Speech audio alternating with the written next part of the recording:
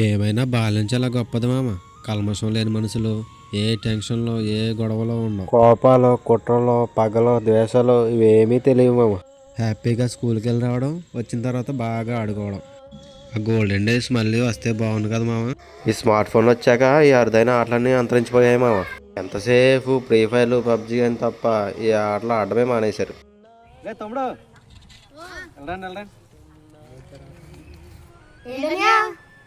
సంగతి కావాలా?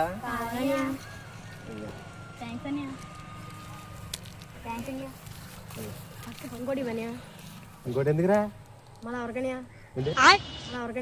ఏ క్లాస్ రా నువ్వు? 6th క్లాస్ అనియా. ఏం మాట్లాడుతున్నావురా? నరాలు కట్ అయిపోయింది. నాకు ఇంట్రెస్ట్ పోయింది. ప్రోగ్రామ్ వస్తే రావండి, పోతే పోనే.